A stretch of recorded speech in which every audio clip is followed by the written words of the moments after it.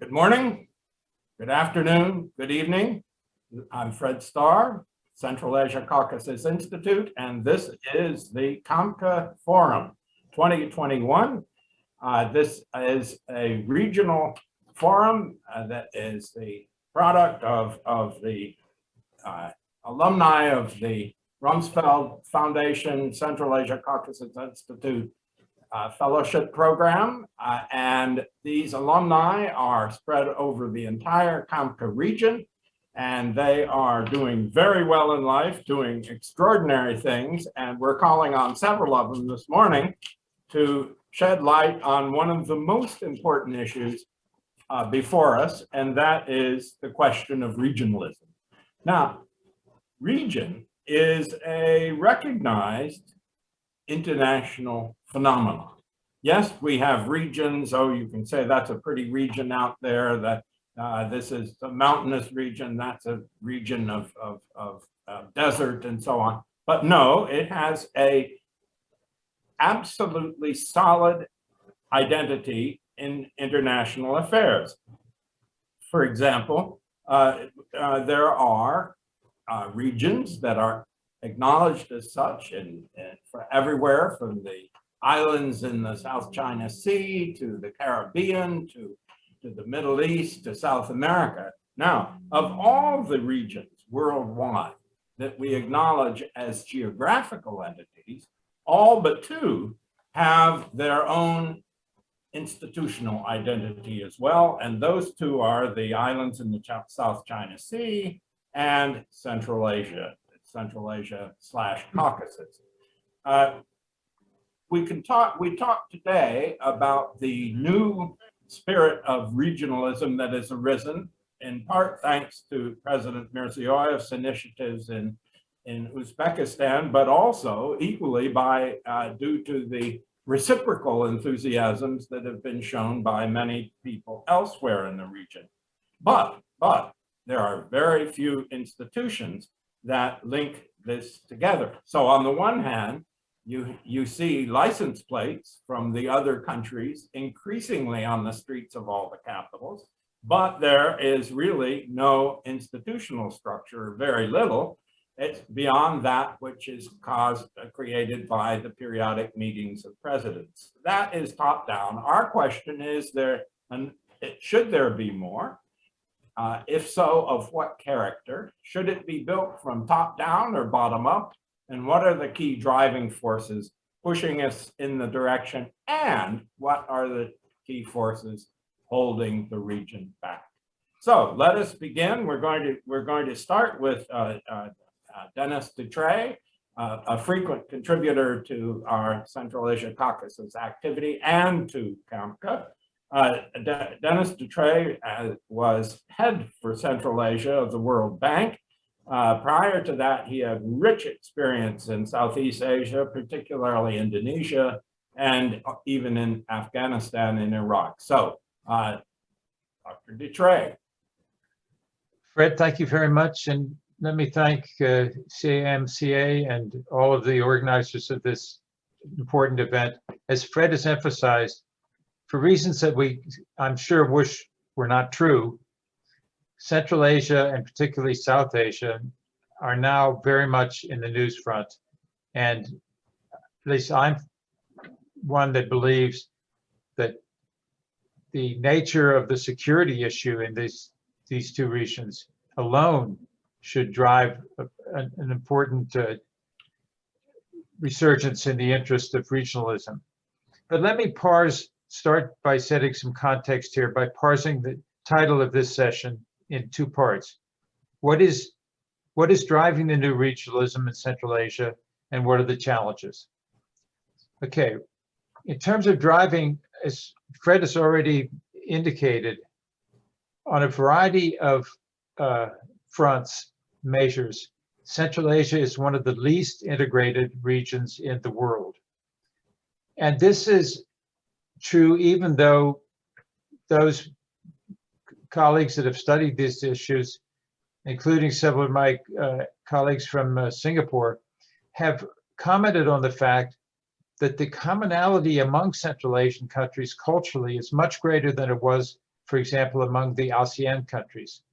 So there's a puzzle here that we'll come to in a minute as to why there isn't more effective regional integration, economic integration. Okay, but why is there a resurgence? I would say, I've just given you one reason. Central Asia is among the least integrated. But I think the second reason is much more today, and that is every country I know in the world is now struggling with restoring a post-COVID economy. And Central Asian economies are part of this challenge.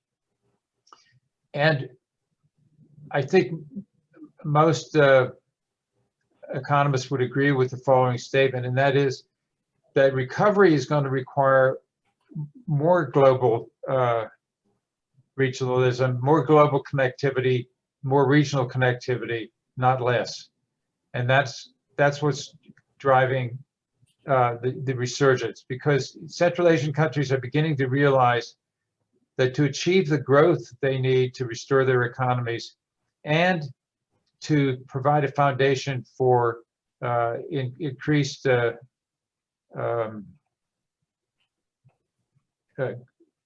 increased diversity in their economies, they're going to need a stronger regional connectivity. And I'm not going to go into details, but if you think about it, the reasons, the gains from increased regional connectivity are fairly straightforward. I think at the top of the list is trade. If the regions of Central Asia had stronger connectivity to South Asia, that would open up huge new markets to the south, which would make Central Asian countries somewhat less dependent on their two big neighbors now, Russia and China, and in that sense give them more options. So the larger market, I think, is a key driving factor. Better water and power management is something that I was involved in years ago when I was with the World Bank in Central Asia, and it still remains a challenge to the community.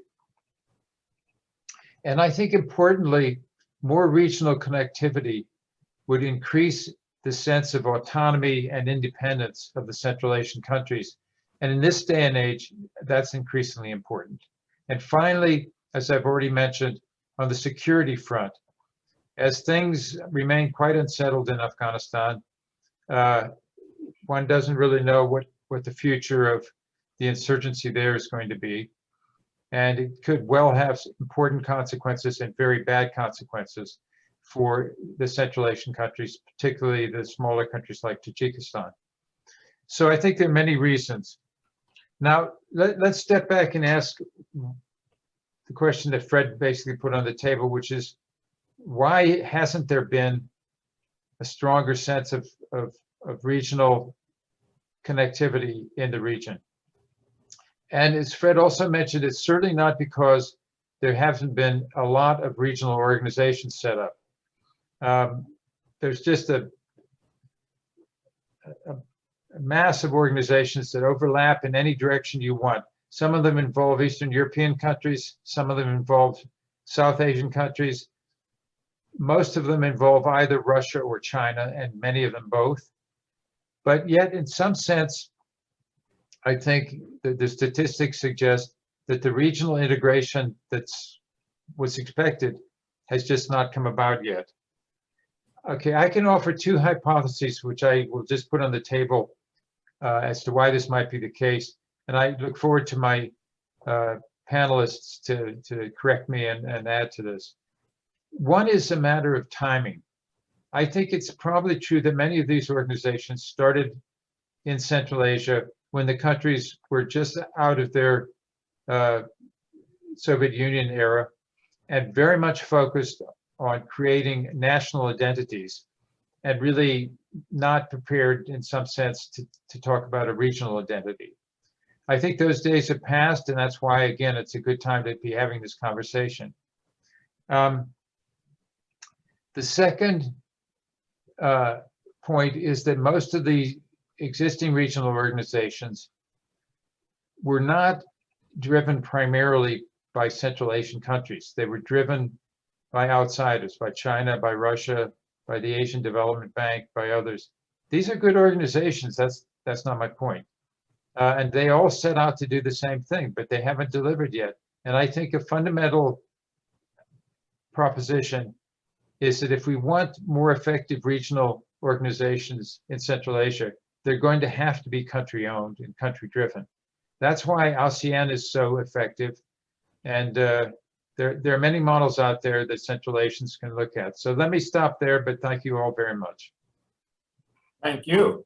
The International Monetary Fund has many duties and responsibilities well known in the world of finance.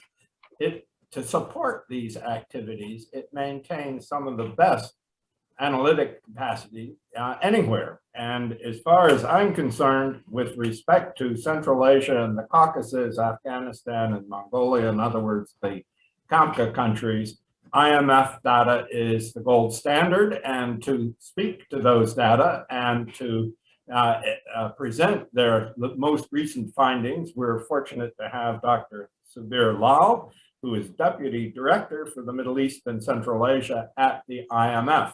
With this link, by the way, between the IMF and Central Asia Caucasus Institute goes back a decade, we're honored to be presenting publicly their findings on a twice-annual basis.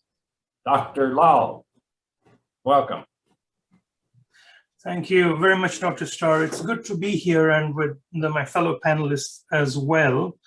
It's always a pleasure to be participating in the Central Asia and Caucasus Institutes and other events with the region.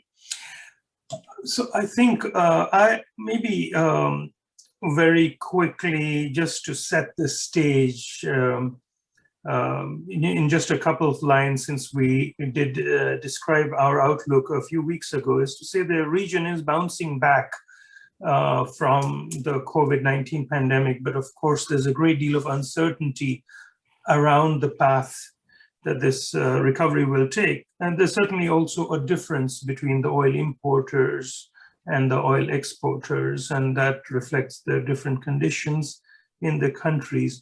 What we do know, though, is that even as the recovery will take hold and in the baseline, the output, the GDP that we will see maybe in 3 or 4 years will be below the trajectory that we had forecast in 2019, for example, pre-pandemic. So there will be a permanent loss of output in some sense because of the shock from the pandemic and the shock to oil prices that we saw last year.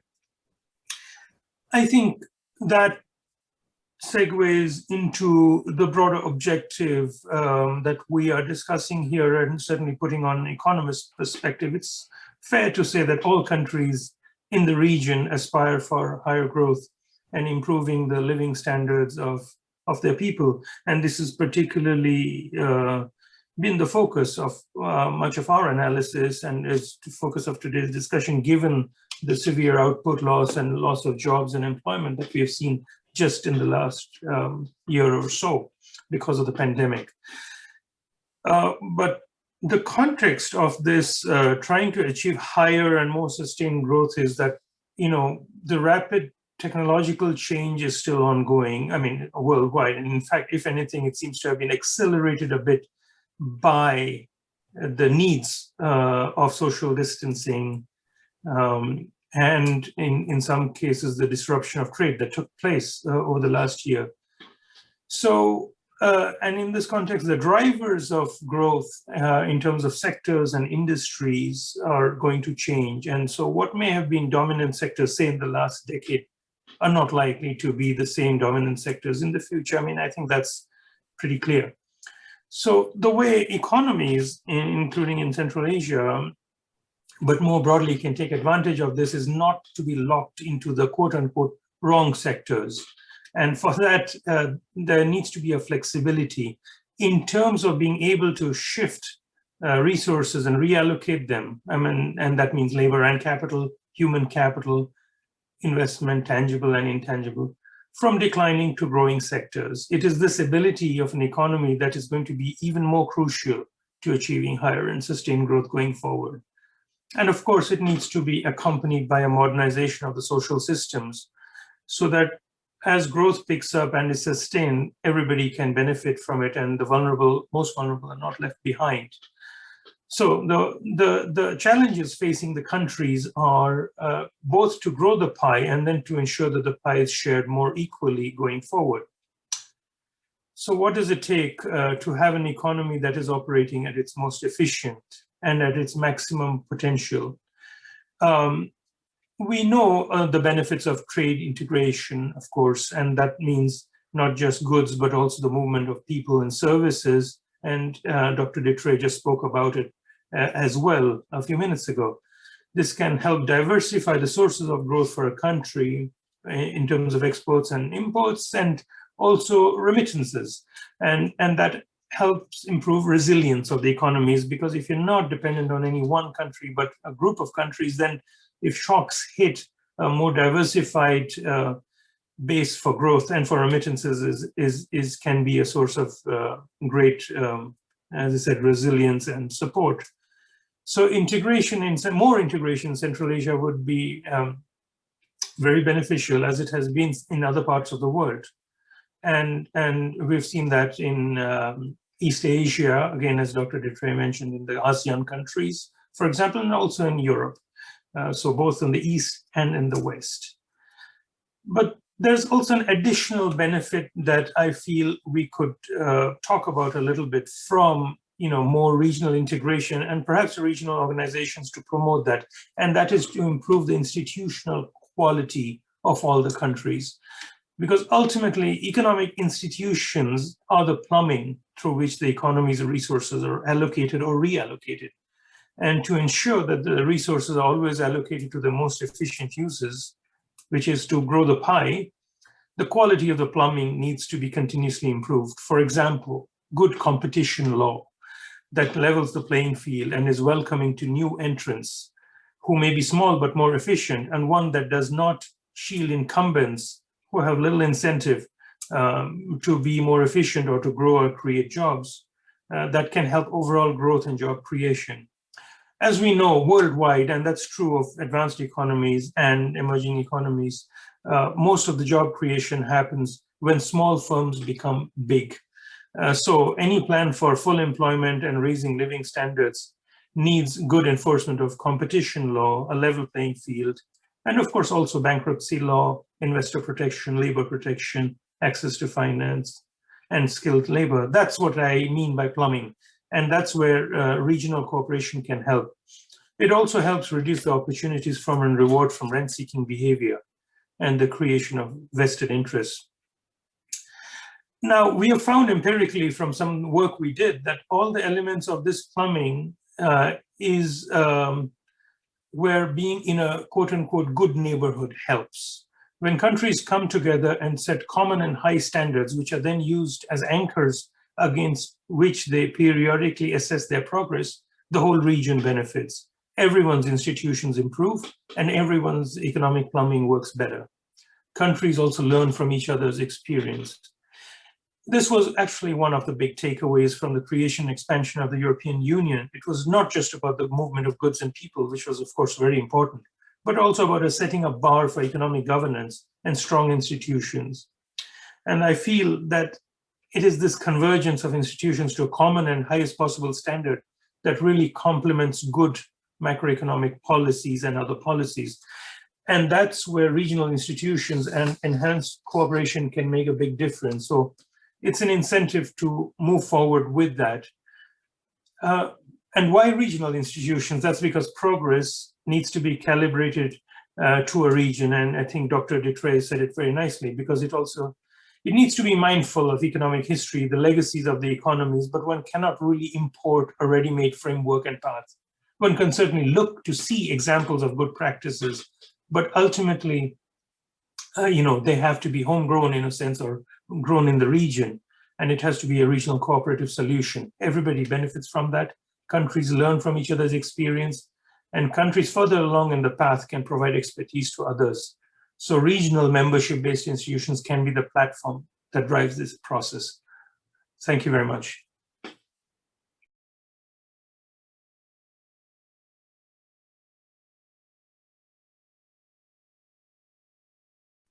I think you're on mute, Dr. Starr.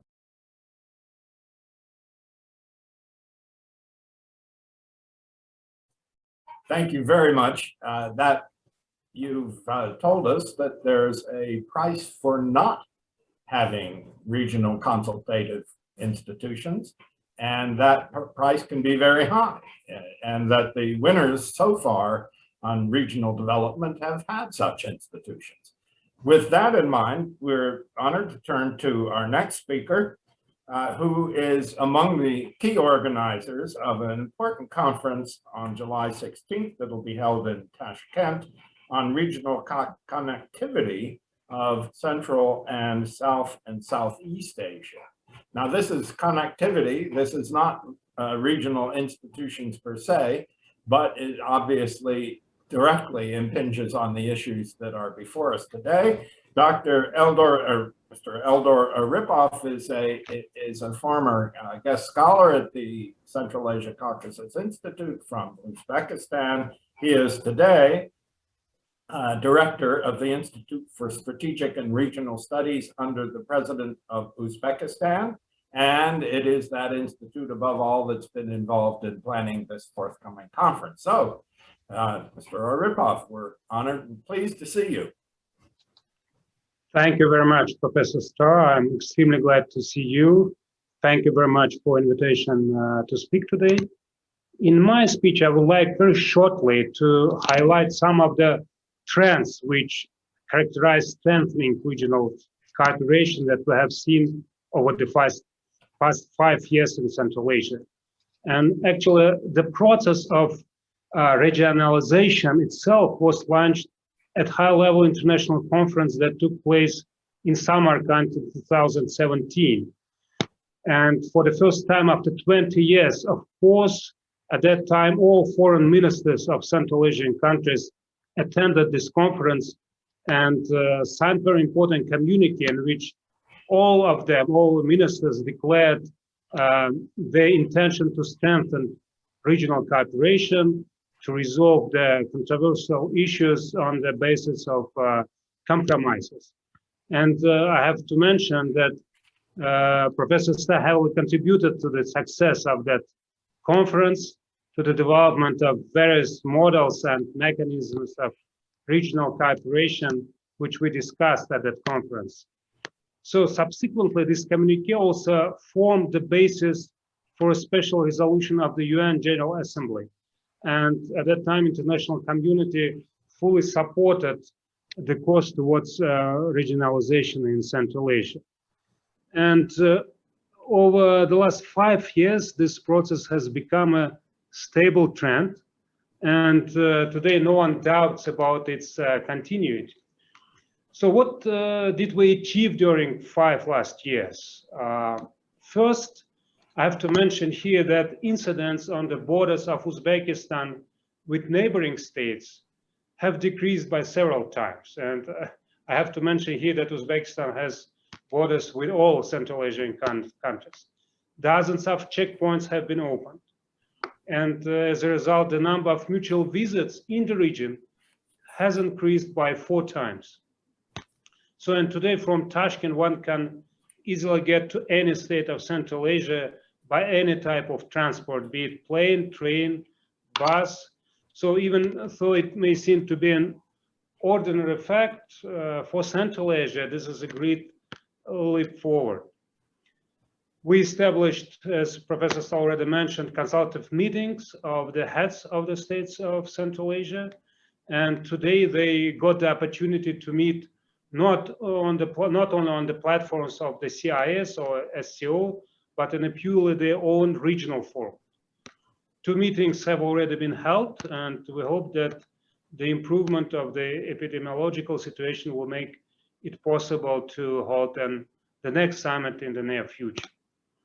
As a result of this development, we began the preparation of 5-sided document on friendship and cooperation in Central Asia. This is very important. This five-sided document has no analogues in the history of the region, because until now we had such agreements only on the bilateral level. Moreover, various regional platforms have appeared, so not only consultative meetings of Central Asian leaders, Professor Starr. I just would like to mention here the Central Asian Economic Forum, the Central Asian Expert Forum, the meeting of Ministers of Agriculture, the joint meetings of Ministers of Emergency Situation of Uzbekistan, Kyrgyzstan, and Tajikistan, and even dialogue of women leaders of Central Asian countries and others. So, of course, all of this gave powerful impetus to the development of regional trade. And referring to the specific numbers, let me take as an example the period between 2016 and 2019, because there was a slight decline in 2020 due to obvious reasons. So during that period, regional trade has grown by 56% in Central Asia. The trade to north of Uzbekistan with other countries of Central Asia doubled. For instance, despite the negative effects of the pandemic in 2020, the volume of trade with Tajikistan and Kyrgyzstan increased. So it is noteworthy that investors' interest is growing too. The inflow of foreign investment to Central Asia increased by 40%, and share of Central Asia in the total volume of attracted investments in the world increased from 1.6 to 2.5%. So even tourism attraction of the region had been increased, and during this period, the number of foreign tourists who visited countries of Central Asia has doubled. And you know that with Kazakhstan, we are completing the negotiation process on so-called Silk Visa. So the holders of Silk Visa will be able to freely visit both Uzbekistan and Kazakhstan, and we hope that other countries of the region will join this initiative as well.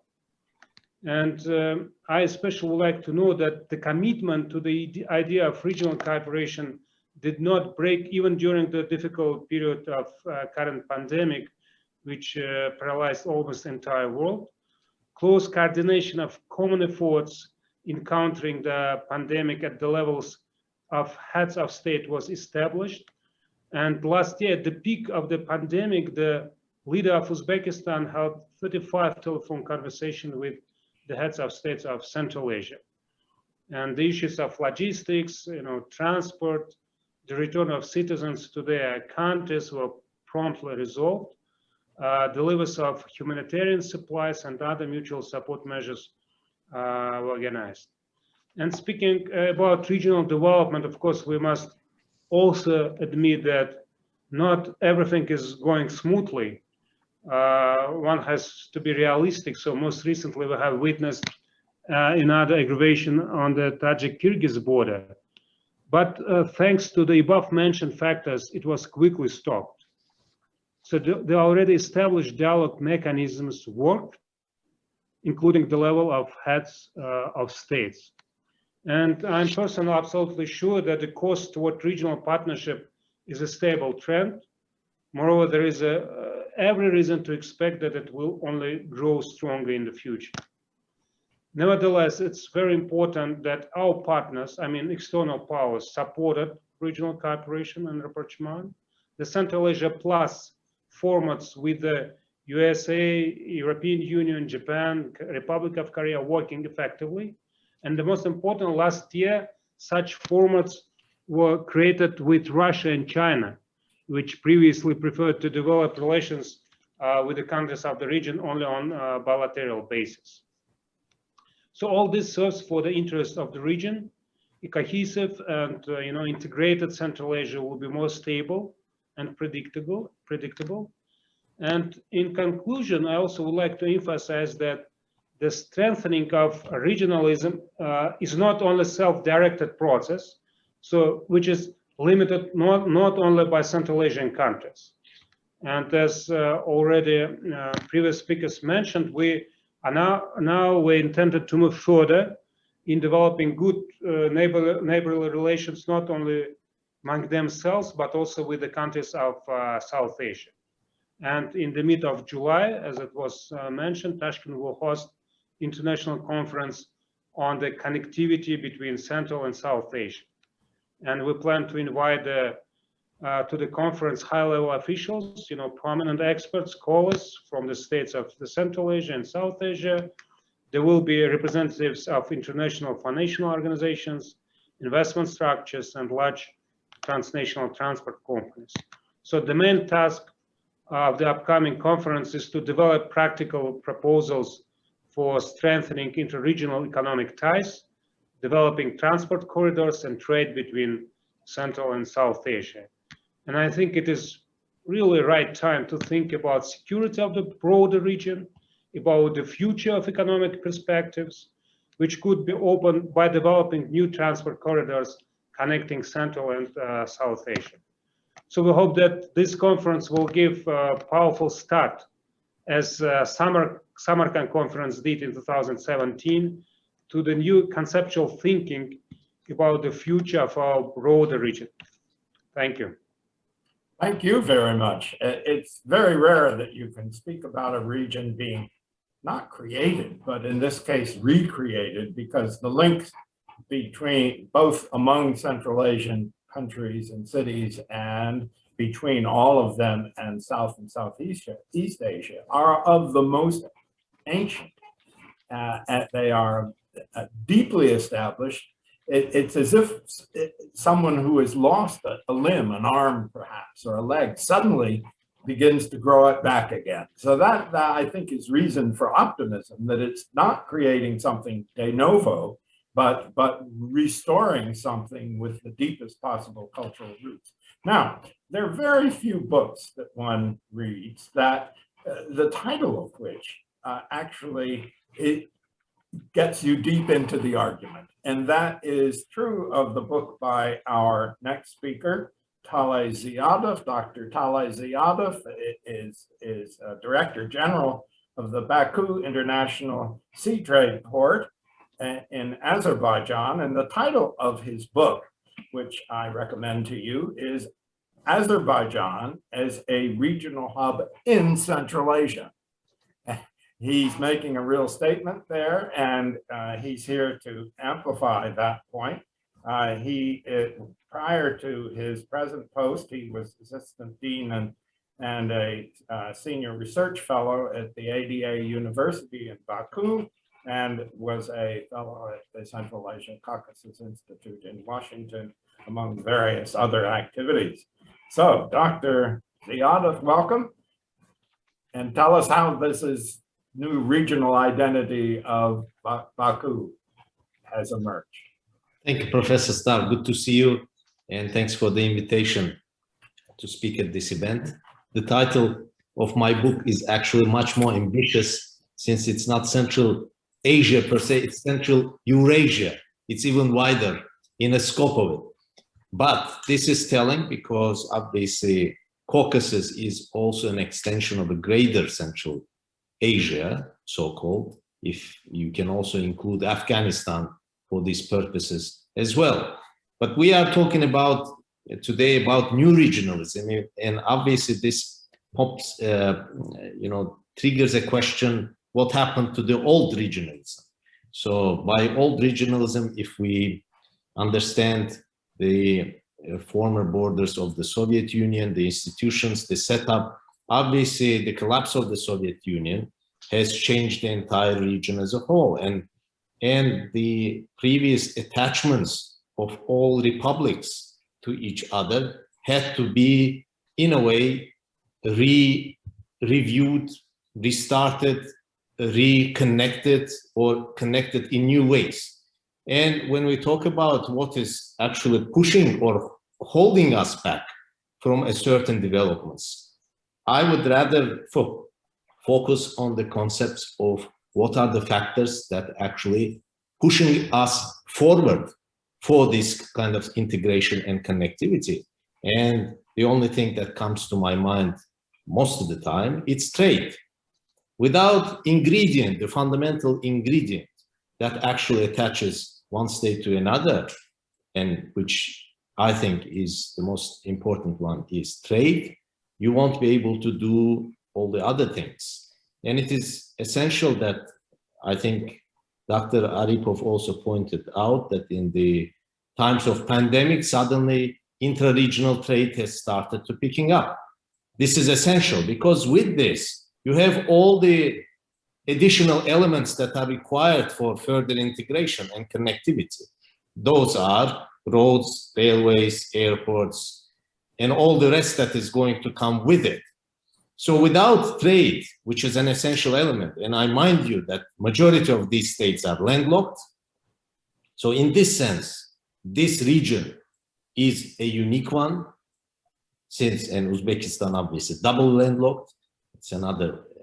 So it tells you that the connectivity is an essential element of whatever processes that are going to take place in this region.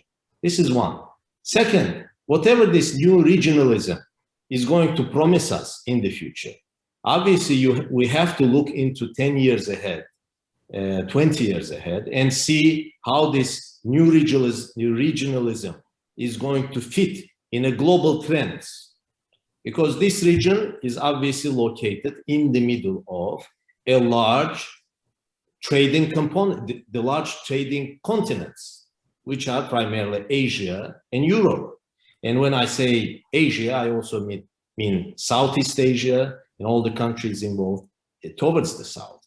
So we are located in the middle of these two giant trading continents that are, in a way, contributing. They act as an engines of growth of the world trade. So our success, both in terms of new regionalism and new phenomenon that whatever we are going to put up, will depend on how successful are we going to link ourselves, our countries, our economies, to the larger markets that are around us. And this is exactly why creating connections, connectivity, and hubs, as we call it, in our part of the world is essential, because this is not only going back to our history when the Silk Road was prominent and during which we had a number of what I call a five-star hubs from Bukhara, Samarkand, Merv, all these big 5 stars that not only acted as transit points, but they also contributed to the innovation, to new trends in the world's economy. This is exactly what we need to do in the next decade by trying to create these 5-star hubs and then connecting them. So the essential elements of this hub development entails 3 steps. First, you must have a proper world-class infrastructure internally. So basically, any country that aims to become or to have some meaningful effect in the region or in the world must have a proper infrastructure that can be of particular quality. Then your next step, since you are landlocked, your relationship, infrastructure connection to your neighbors is essential. And that means your airports, your highways, your railways have to be connected to all your neighboring countries across. This, when I say infrastructure connection, this obviously entails harmonization of all other processes that go along with it, meaning your custom relations, your border security type of things, so that the trade that is going to flow through you flows smoothly without interruptions. And the third one is obviously you have to create what we call 5-star hubs, or doesn't matter whether it's a 5 or 4-star, but at your areas where an international trade or trade is going to focus or be facilitated in. And to my mind, for example, from my visits to Uzbekistan, Novayi is certainly going to be one of those places. In Azerbaijan, it's obviously our port and the surrounding of it. In Alat, in Georgia, it's Poti. In Turkey, areas like Mersin, and there are a couple of areas in Kazakhstan like Korgos or Aktau or Kurik. In Turkmenbashi, it's Turkmenbashi port. In Afghanistan, it could be Mazar-i Sharif, and etc. So you can name these kind of immediate hub concepts. So the idea then would be to start connecting these hubs with each other. And each of these hubs are going to be focused on particular, they will have their own specializations, so you called. And the third, or after this, obviously, the success of this hub structure would depend how successful you are in drawing in this trade across these big continents, namely Asia and Europe. So we talk about these Belt and Road initiatives, we talk about also India and Russian and European connections. All these things are essential for making sure your hub, the potential of your hub, hits the optimal, standard, optimal size. Otherwise, you will be developing it in suboptimally, obviously, without reaching the potential that you may have. You will contribute locally from your own economy to these hub developments, but without connecting to the world markets and attracting businesses to your countries, you won't be able to necessarily reach your potential. But in all this, back to the issue of regionalism or interconnectivity, obviously the trade component would be the most essential one. With it, I think will come the questions that our colleagues from IMF have raised about institutions. I think all these things are going hand in hand. If the countries develop infrastructurally, they start trading, they start bringing the economic value to their citizens, they inevitably going to go into areas that will require a higher standard of institutional standards. And obviously the competitions among all these states, this is also essential, because most of the time I'm asked the questions about, aren't you afraid of competition? And I say, in our region, competition is good, because if we develop, I inherently want our Eastern Eastern countries to develop as well, because if their ports are not of well standard, well capacity, so I will be having an issue, because the throughput that is coming from my way to their way will not be able to go through. And the same applies the other way around. So we are essentially interested in the well-being of each other. Of course, we are going to focus on one thing, they might be focusing on something else, but I think at the end of the day, this hub development, as we call it, is going to benefit us all. It will bring us together and connect us much better, much firmer, and this as a whole is going to benefit the entire region as a whole. On this, I will finish and pass the floor back to you. Thank you. Thank you very much, Dr. Ziadov. You just in passing made a very important point that seems to me much neglected. And that is that, yes, it's great to be a hub, and there are certain characteristics that you must meet if you're going to be a hub, and quite a few of them in the Central Asia Caucasus region, in the CAMCA region, quite a few hubs are in fact emerging. But you've also pointed out that you can't just be a hub, you have to be a producer. And if you have nothing of your own to add to the trade, you're not going to be a major player. And let me point out as a historian that in the bad old days of 1,000 years ago, all the Central Asia Caucasus countries were producers. They shipped abroad or sent abroad massive amounts of fabric, of paper, of steel, of many other products. These were manufacturing centers as well as hubs. So that has to be borne in mind. Now, in most of the modern world, as countries evolve and develop, they develop more voices. In their more primitive pasts, maybe only one voice is heard, that usually of the president, the dictator, the Shah, whoever it is. But in the world standard for development and compatible with modern communications is the development of many voices. It can produce cacophony, of course, At the same time, it can produce vigor and health in the intellectual and cultural life of communities. There are alternatives to this, and the strict control from above, of course, and as few voices as possible, but their endurance over time has yet to be proven. Our next speaker, Aziz Omarova, our old friend, is a co-founder of Smart Government Consulting, and she is a voice. She is an independent voice in Uzbekistan. She is often heard on television, and radio, and in the press. She is also an active participant in the CAMCA organization and a former Rumsfeld Fellow with the Central Asia Caucasus Institute and Rumsfeld Foundation. We're delighted to have Aziza Omarova here with us today. Aziza. Thank you very much, Dr. Starr. It's a great privilege to be here today among this distinguished panelists. Many things have been already said, so that I would not like to repeat, because I think it's quite difficult to add when you are the last one, but I still would like to highlight some of the points.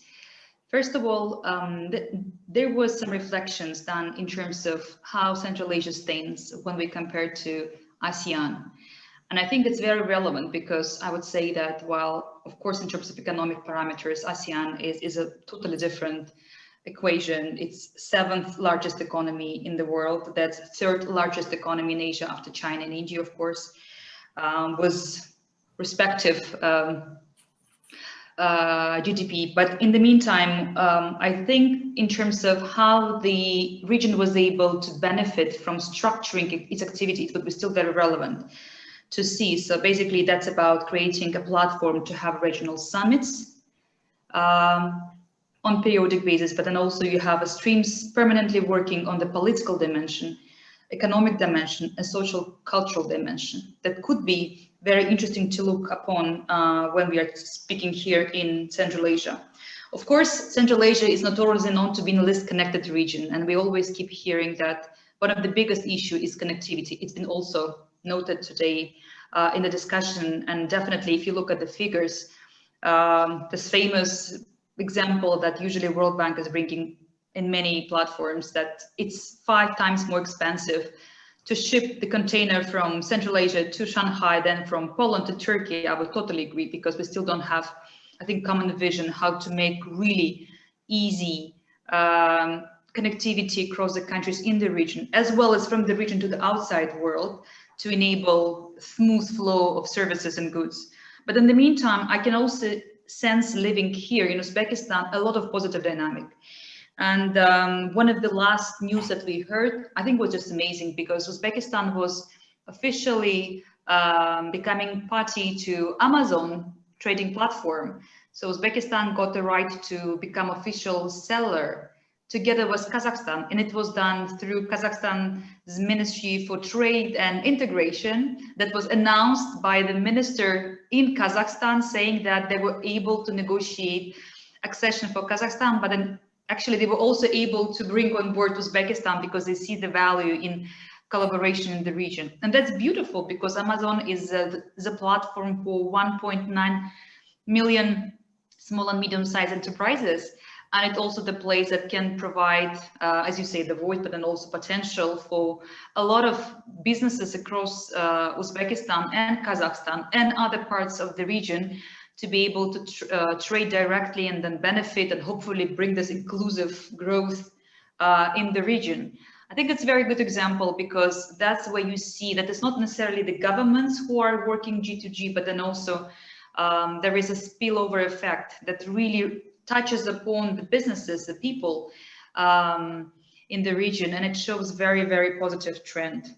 I also would like to highlight the role of Institute of the Strategic and Regional Studies and the President of Uzbekistan, and I was really excited to hear what Dr. Aripov was telling us, because I think it also shows very open standing that Uzbekistan takes on the region. Just a couple of days ago, I was at the workshop conducted by the Embassy of Kazakhstan on the same subject. So how to work together, how to enhance, strengthen cooperation. So you can see a lot of positive vibes in the region that would be hardly imagined 5 years ago. And that's definitely something that came in recently. And It's a great momentum, but it also poses a question, what is next?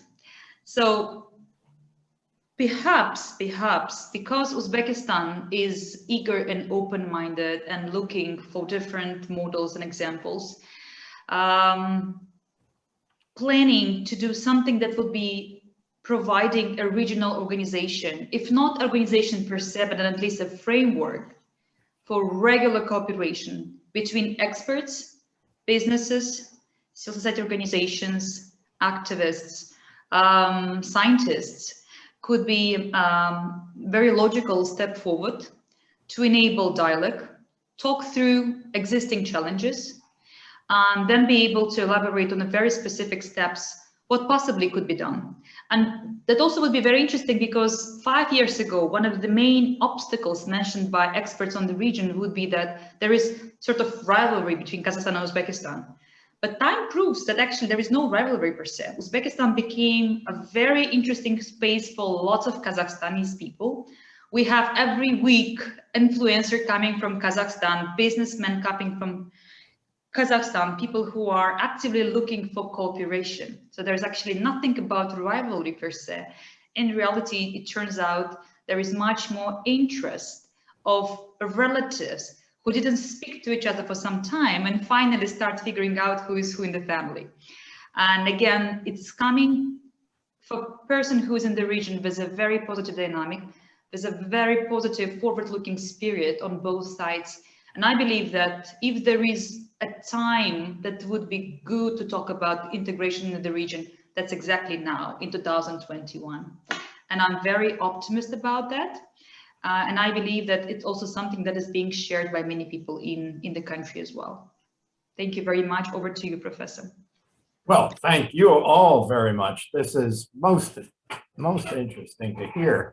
And what a dramatic contrast between the situation at this moment and just a few years ago. We've had regional CAMCA conferences now for quite a few years, and everyone has talked about this idea of regional linkages, regional trade, regional organization, regional contact, regional interaction. We've talked about it as a dream, a prospective for the future.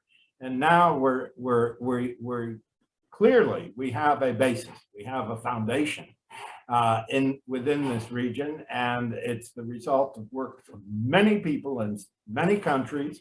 There's a base to build upon.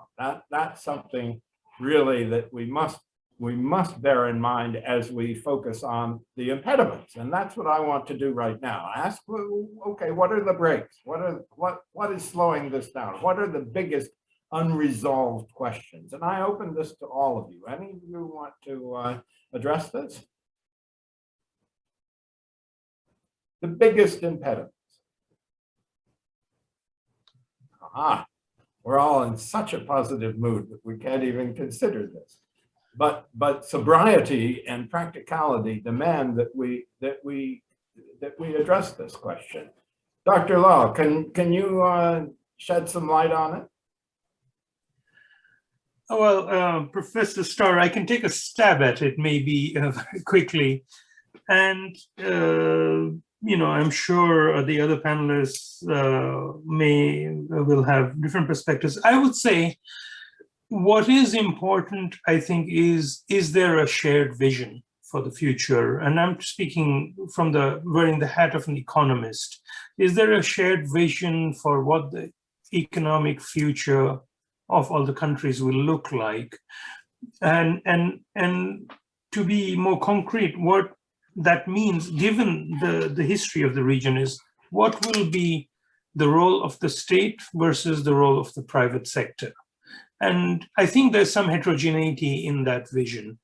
And but you know, given the demands of the region in terms of aspirations for higher growth and higher living standards, given also the concerns about public debt sustainability, for example, you know, it seems that a private sector-led growth and job creation would have to be a common platform around which all countries would have to agree.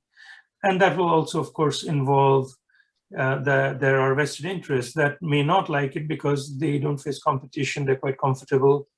We also have large state-owned enterprise sectors.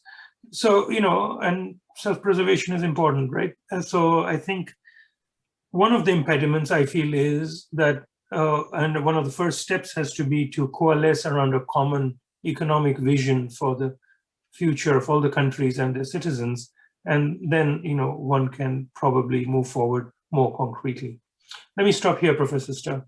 Thank you. Has anyone expressed that common economic vision in terms of the key issues that you underline, namely the role of the state versus private sector, and the role of big state enterprises and big quasi-state enterprises? Has anyone addressed this frontally? Dr. Aripov, can you comment on this? Maybe I will add some words about impetus, which you mentioned. The main challenge, I think, is unresolved border issues. We made substantial progress in delimitation of our borders, especially with Kyrgyzstan, Tajikistan, but still, a lot to do. There are some unresolved issues between Tajikistan and Kyrgyzstan. The second issue is, of course, water shortage. This problem will be growing, and at the same time, it will motivate us for more cooperation, definitely. We should think about challenges coming from Afghanistan, especially after the withdrawal of US troops from there. And the challenge is possible, strengthening of competition of big powers in Central Asia. That's true. Thank you. And yet, thank you very much. And yet, trade is grown, and trade is growing. Is the infrastructure, Dr. Ziadov, moving ahead of the production and trading capacity? There's been a lot of investment in infrastructure in many of the countries of the region.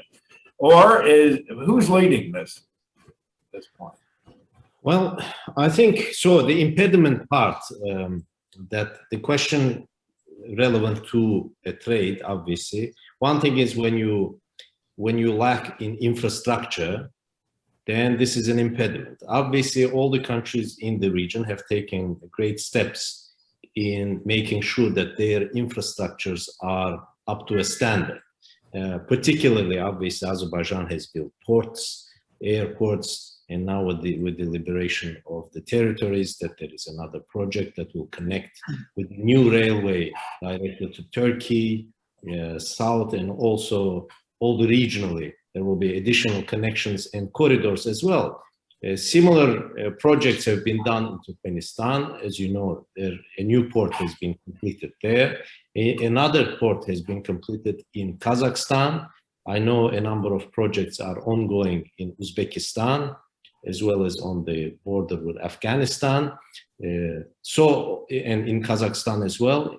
So these things obviously are good, but the impediment part of it is obviously the soft part of it, soft infrastructure. So if, and I will explain what I mean by this, if we get a container from, let's say, from Japan or from China going onwards to Europe, these containers obviously have to pass a number of states, and each state have its own regulations, and there is no common space of the customs that enters in one place and then gets out in another. So what we need to really look forward is try to create a very smooth so-called corridor whereby any container or good will enter at one place and exit on another place, and hopefully most of the documents that whatever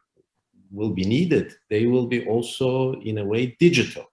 So that is our focus at the moment. We are working closely with OEC and with our neighboring ports in Turkmenistan and Kazakhstan, trying to digitize some parts of this greater supply chain. But this is certainly a challenge that has to be addressed and resolved on a government level. So this includes, you know, a closer harmonization of your customs, border guards, and trade institutions, so that all these trading is becoming easier. And certainly the second I may mention is the speed, the pace of internationalization, meaning how fast a global expertise of logistics is arriving to your region. And that's, I would say, is a little bit slow. And this is extremely important if we want to better integrate in the world markets, because large logistic firms, they bring expertise, they bring their own, all the state-of-the-art technology along with it. So to be able to better integrate into world market, you have to make sure that these larger logistic firms, they also find a way to your region. That's also important, I think. Thank you. Very important point. And if we had time, it would be valuable to ask, why aren't they there yet? An issue that must be faced. Now, another matter which has not been mentioned once in this morning's discussion, yet has to be extremely important for the future, is information. And information has many levels. My question is this: does information and communication flow among the countries of the CAMCA region of Central Asia, Caucasus, and so forth, or does it not? What are the impediments? How do you get it going? Just as I address this, invite you to address it, let me just point out parenthetically that 1,000 years ago, it was possible, we know this, to get a letter back and forth between Kunyar Gench in Turkmenistan and Samarkand in Bukhara in Uzbekistan. You got it back and forth really quite fast, and actually to carry on a correspondence. How easy is it to communicate? How much is there a common information space, and how much attention do we need to give to get one? Aziz Omarova, can we start with you on this?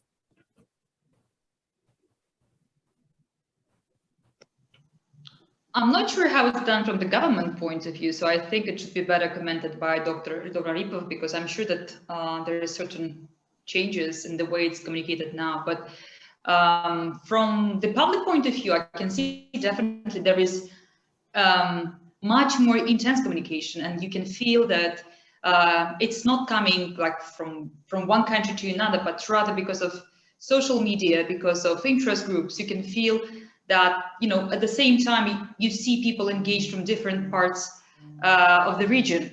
It's also very interesting phenomenon that I know that, for example, I see in the last year huge influx of followers on Facebook account from Kazakhstan. And initially it was just people who are, you know, bloggers or business people or journalists, but more and more it's government officials. The last one was governor of the very big region in Kazakhstan, or people from present administration. That shows that even from the, you know, people who are decision makers or who are part of the public policy, there is certain interest to understand each other more, the countries more. So I think there is a need for increased communication channels. There must be even, you know, the need for special columns in the key mass media platforms in Uzbekistan and Kazakhstan and Kyrgyzstan and Tajikistan and other parts of the region that will be dedicated to Central Asia matters, that will be, again, on a daily basis, bring in issues in different parts of the region and, you know, raising awareness of population about certain dynamics, patterns, dimensions, issues, because that's something that people need. But again, the demand is increasing, the supply should increase too. And I see it coming as well, so that there will be more and more content about the region coming through different parts of media outlets. Has anyone written a kind of program for how this might develop in the future, both in the private sector and at the official level? And might that be part of the agenda? Dr. Aripov. I just would like to add that what we see right now, it's a really growing interest among the public of Central Asian countries to each other. It's definitely happening. It is interested, for example, in Uzbekistan, how our problem they are solving in Kazakhstan. What is their experience? What is their successful practice? And it's happening, every day. I know that Kazakh bloggers, very popular Kazakh blogger, has audience in Uzbekistan and vice versa. And actually, I was shocked. Recently our president visited Tajikistan, and how social media in Tajikistan reacted to this visit, reacted to the results of this visit, reacted to the even they commented. They said a lot of warm words about our president, for example. It's connectivity through social media, through mass media is growing, and that's very interesting phenomenon. Yes, provides grounds for optimism. We've talked about the international dimension of this and the importance of the new opening to the South that we hope is going to take place. How do you view that, Dr. Dutre? This is something you've had intimate contact both with the countries of Southeast Asia and South Asia and Central Asia. How do you view the prospects of what so many people are working to achieve? Well, I think as virtually every panelist, including you, Fred, have indicated, the door is wide open in Central Asia. The question is, how do we nudge countries through it? And I think a lot of international actors are engaged in this process because they see the benefits that have been emphasized in this panel for Central Asia and the growing need in the post-pandemic world. So one of the things that I'm working with the World Bank on a regional integration project, and I'm very strong on 3 points. One is that regional integration needs to involve not just Central Asia, but South Asia. Now, there may be a sequencing issue. We may want to start with Central Asia and build up a degree of confidence. And I think that building up the confidence involves not trying to do everything at once, but taking small steps in areas where there's broad agreement. I personally am pushing for increased connectivity among Central and South Asian universities, because I think at the research end of it, that could be both very helpful in terms of establishing what needs to be done policy-wise in these countries and to improve the soft infrastructure that has already been mentioned. So I think it's a matter of building a dialogue and increasing confidence among the countries. Yes, trust among the countries has developed enormously since I was there now 20 years ago for the World Bank, but it remains work in progress. So we need to take some small steps to start the dialogue and to increase a sense of confidence among the countries that this is a positive sum game. It's not some people are going to win, some people are going to lose. Everybody's going to win, and that organizations like the World Bank and the IMF play a crucial role in doing the analytic work necessary to demonstrate that.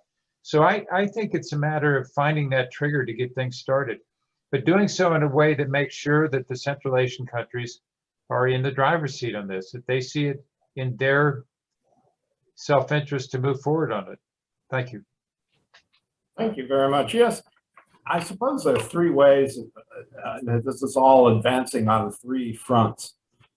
One is on the official level through state action, very public in many cases, and actually even proclaimed and proudly so. Second is what might be called quiet official level, in which contacts are opened up and facilitated and maintained but with very little attention in the public sphere. And the third is on the social level that Aziz Omarova has addressed. That has obviously had a good deal of energy poured into it in the last couple of years, and that's felt everywhere. My problem is this: if I'm sitting anywhere in the world, in Tokyo, in Buenos Aires, in Singapore, how do I learn about all of this? How do I get a good read on the big picture that you all have painted? Who's doing it? Who might do it? Who should do it? Any observations on this? Fred, I think we're all going to volunteer you. No. I think this is a serious question, because curiously, this phenomenon, which is so important, and to not just to the region itself, but to the stabilization of the whole of Eurasia and its happy development, has really taken place in global terms under the radar, in spite of all the things that have been done publicly. It's not in the world's consciousness yet. How might that be improved? Or is that a failure on the part of the outside world that you guys in the region aren't responsible for? How do you view this? Dr. Ziad, you've faced this in terms of, here you've transformed a port, have actually created a totally new one, ex nihilo. How many people out in the bigger world know about it outside of the confines of trade groups? Well, at least when it comes to us, I think we worked on marketing quite well. So any visitor that comes to Azerbaijan, being president of EU, they all want to visit us. So in that sense, I think we have done a good job. And plus, obviously, the leadership of the country is using all possible venues in the world, including Davos, in promoting it as well. So I think much global kind of venues are very convenient for the promotion of it. But obviously, first the question is, for the greater world to know about you, you have to first have some projects that are interesting to them. So, and that require a scaled and well-planned portfolio of projects that could be brought up to the table for the discussions. And in the previous question regarding the impediments, I raised some of the issues regarding these international companies that are not yet in the region. And I think this is very important, since your question is, could we have a secondary part of it? Who needs to do this promotion?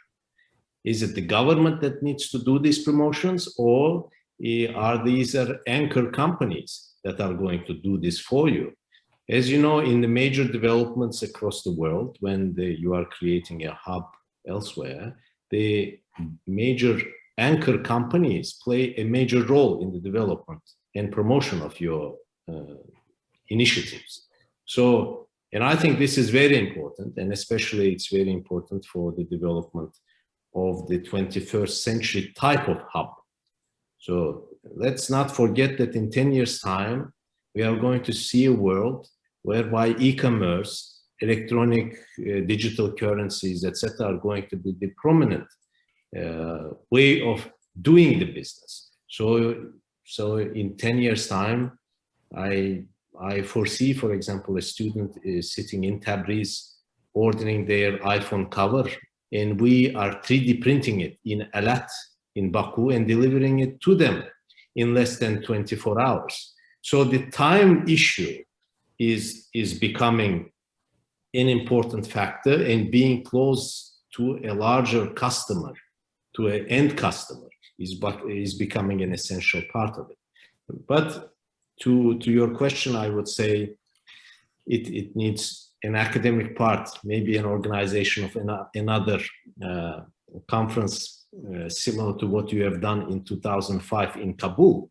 Maybe you do it somewhere then in Asia, maybe gathering together, but also there has to be some sort of promotional initiatives done on a higher business levels, you know, by engaging government and business at the same time. So that's, I think, is a major challenge we have to look into. We have an important question posed by one of our online viewers. It has to do with Afghanistan, which has barely been mentioned today, only in passing. Let it be noted that yes, US troops are withdrawing, and yes, who knows what's going to happen with the government, but there exists the Lapis Lazuli corridor, in which Dr. Ziada's support plays a significant role. There exists the TAPI pipeline from Turkmenistan to Pakistan, the CASA 1000 bringing electrical energy from Kazakhstan and Kyrgyzstan to from Kyrgyzstan and Tajikistan to Pakistan via Afghanistan. CASA 1000 is well underway.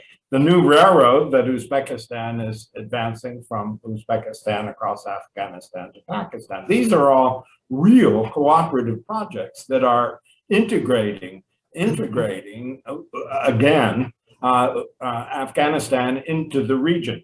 So my question is this: do you how do you see the key players to the north, in Central Asia, the Caucasus? How do you see their ability to mitigate and manage risk, or are they now catastrophizing and holding back to wait to see what happens? Well, Fred, as you know, I feel very strongly that one of the both you asked the question before, how do we get this message out to the world at large? And one answer is that you have to focus on an issue that the world at large is currently concerned about, and that's Afghanistan. I mean, we had a conversation that I was involved in with the State Department through the World Bank recently, and they were fairly uninterested in Central Asia. I mean, marginally, but it clearly was not high on their priority list until we mentioned the possibility of including Afghanistan in this integration effort. Then their ears really pricked up, because that is the unsolvable problem right now, in some sense, for the international community, especially the United States. So find issues like that resonate among people that aren't fundamentally concerned about the region per se. And I think it's my sense, and I would be very interested in hearing what the other panelists have to say, that especially the border countries, Uzbekistan and Tajikistan and others, are increasingly concerned about the spillover effect of troop withdrawals from Afghanistan and what is increasingly looking like a Taliban takeover. I hope not, but it's certainly got to be something that's on the agenda. And so if those issues, that insecurity begins to creep northwards, all the countries in Central Asia are going to suddenly wake up to a seriously difficult problem. And I think they're ready to try to get ahead of that now, if we can move forward on it. Thank you. Dr. Aripov, your forthcoming conference in Tashkent is making heroic assumptions about the positive and constructive development in Afghanistan. Could you comment on that? You know, actually we have two options. Either to sit and wait when peace in Afghanistan will be established, or we will act. We will act promoting those infrastructure projects which you mentioned in order to create interest for peace. I mean, this is very important. We should not wait, we should act, and we should create interest for peace. Because, you know, it's obvious that, you know, to trade is much profitable than to go to the war. So that's the main reason, and we should create conditions for this. We should create consensus for this, and all these projects which we are discussing, and hopefully during this conference, upcoming conference, we discuss them all. We will help to create this substantial platform for consensus, for interest in peace in the region and in Afghanistan itself. Well, Dr. Ziadov,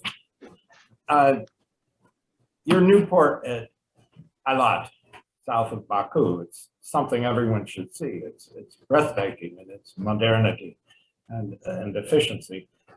It will profit greatly if the Lapis Lazuli corridor actually opens up to across Afghanistan, across Turkmenistan to Afghanistan, across Afghanistan to Pakistan, India, Southeast Asia. What do you see as the serious prospects for that? And what are you and what is the government in Baku doing to promote it?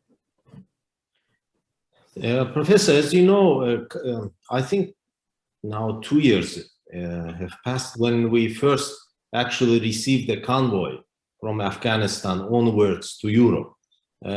This was kind of a symbolic inauguration of Lapis Lazuli. There is a concerted effort by the governments of Afghanistan, Turkmenistan, Azerbaijan, and Georgia, and I think also Romania and Turkish government as well is supporting this in making sure that this corridor starts operating. The major challenge, obviously, Professor, is what are we going to move through this corridor?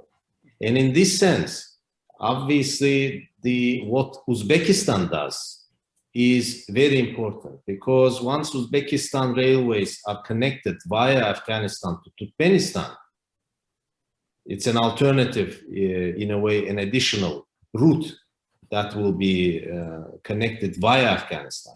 Then this also opens up other opportunities of regional trade as well.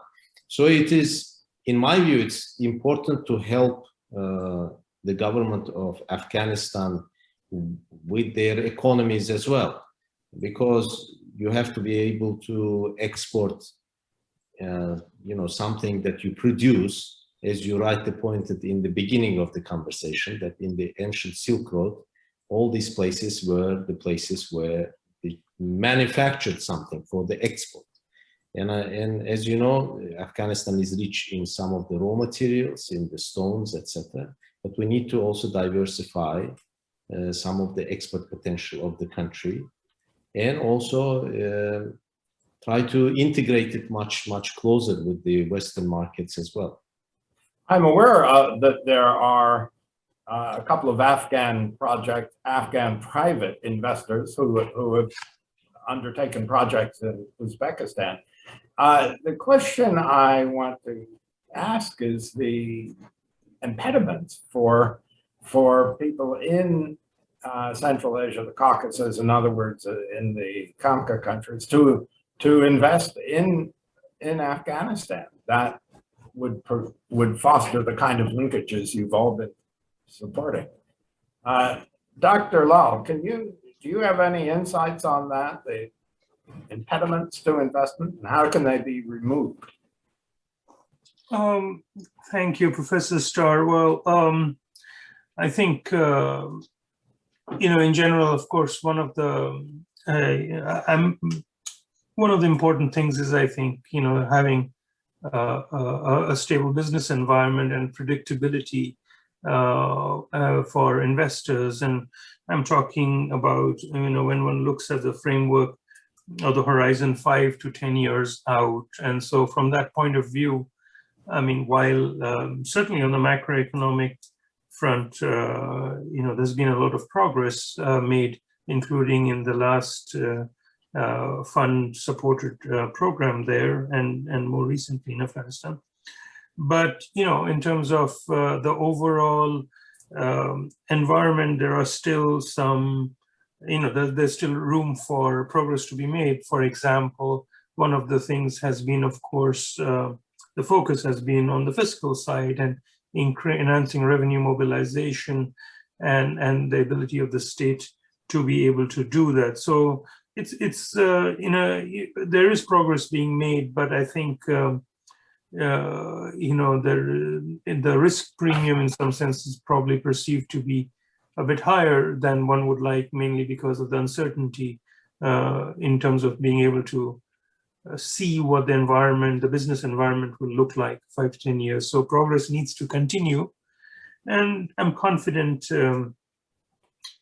that will happen with determined progress. And certainly, the last program, which wrapped up not long ago, was an exceptional performance in terms of adhering to the commitments made and delivering on them. So it bodes well.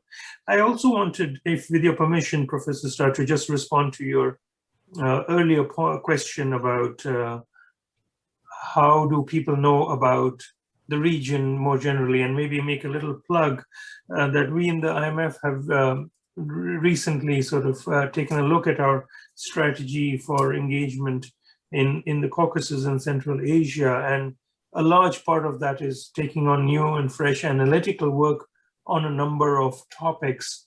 And so hopefully over the next 6 to 12 months, or maybe 6 to 18 months, the next year and a half, you will see a number of cross-country analytical projects for the region that we will aim to put out. And they include covering things like the broad rubric of inclusive growth, and especially how to make sure that youth and women are particularly a part of the growth model that the countries adopt. Also, paying attention to the issues of tackling climate change as the economies build and prepare for the future. And again, it's sort of an offshoot of the inclusive growth agenda, as well as, digitalization and financial inclusion. So, and of course, trade integration. We do believe in greater trade integration, that the answer to increased prosperity is for countries to become part of global value chains and to integrate more, not to turn their backs. And there was obviously some concern that with the disruption of trade during the pandemic, will there be a setback to that? But we are optimistic that in fact, everyone agrees that integration is the way forward. So just to make a plug that there will be a number of cross-country perspectives and lessons from global experience that we'll be putting out in the next 12 to 18 months. Bravo, and we hope there'll be people who will translate these into formats that are accessible to normal educated readers worldwide. Ladies and gentlemen, we're out of time. I would love to offer every one of our panelists, Ms. Omarova, Talay Ziadov, Laura Ripoff, Dennis Petray, a final minute if you have any closing words. Wow, my goodness. Silence on that point. Let me then offer the following in conclusion. The good news today is that reality is actually outstripped perception. This is important, and it's also a challenge, because perception really reigns when you take this regional development out on the world stage, where it inevitably must find its place. Yes, there's clearly a much bigger role for state action on this. At the same time, state action is very delicate. It involves sensitivities that go well beyond the state, individual countries and the region. And so one can respect the caution on that front. But on the other hand, isn't there a far bigger role for the kind of communication on an organic and social level that Aziz Omarova has spoken for today? That by and large isn't there when you go outside the region. The region, in spite of tremendous progress that Dr. Ripoff correctly underscored, nonetheless remains without a voice on the global picture for the normal educated citizen of the world. And I think that's a challenge that really has to be addressed, and it probably is going to be addressed best, not exclusively, but best on the social level with governmental reports and statements and conferences playing a crucial, but in the end, not exclusive role. So we hope that this progress that we've discussed today continues, that there's a lot of momentum. Our speakers have suggested that this momentum will not flag with respect to the key role of Afghanistan as a member of the region, as well as a key to the region's opening to the south. And we hope that the broader world, including all the major powers, not only inform themselves fully of these developments, but understand that this isn't against anyone, and it has a potential to benefit all. So thank you very, very much. The CAMCA Regional Forum will continue tomorrow, and we look forward to your involvement.